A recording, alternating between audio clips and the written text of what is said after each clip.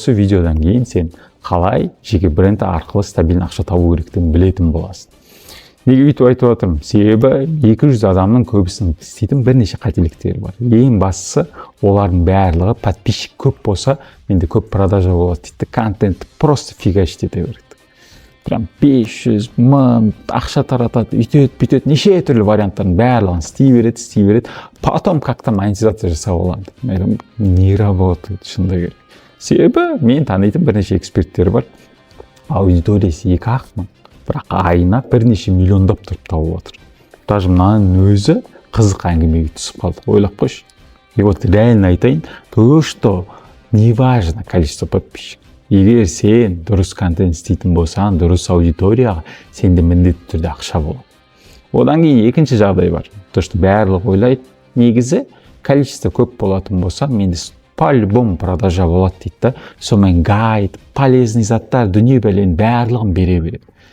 Но знаешь, егер сен өзің аудиторияны білмейтін болсаң, контент жасауды дұрыс білмейтін болсаң, сенде ешқашанда продажа болмайды. Просто контент жасайсың, көп жасайсың, продажа, выгорание түсесің, жанасың, тағы да істейсің, тағы да істеп көресің, и осы цикл тоқтамайды. Неге бүйтіп айтамын? Себебі в целом статистикаға сенетін болсақ, 87% эксперттер мен блогерлар айына 300 мыңнан көп ақша таппайды. Егер сол статистикаға кіргің келетін болса, пожалуйста, просто фигач. Ал мен айтып ататын дүние мынада. Ең маңызды дүние неде?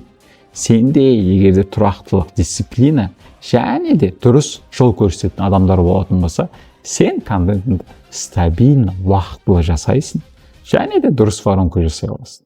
Осы нәрсенің барлығын біріктірілген мен арена жасау. Шынында керек, бұл аренада біз отырып, теорияны, рилс былай деп отырмаймыз. Біз айтамыз, міне осындай рилс былай түсіресің, былай жасайсың, болды. И все. Каждый апта сайын белгілі бір тапсырмалар болады. Тапсырманы орындасаң красавчиксің, орындамасаң штраф 10 мың теңге. Екінші рет тапсырма орындамай қалсаң 20 мың теңге. Үшінші рет орындамай қалсаң не болады? Просто группадан шығып кетесің. А знаешь, не маңызды? Ол штрафты мен байып кетіп, и так далее болатын жағдайым жоқ, шынында керек. Мен именно қамшымен просто адамдарға мынаны істе деген үшін, адамдар осы бір результатқа жеткен үшін просто қосылады, и все. Мәселе штрафтан байып кету идеясында емес. Мәселе просто сен әрекетін жасауында. И так сен дофиша курсты да оқыдың, дүние бәлен барлығын істеп көрдің. Бірақ до конца емес, шынында.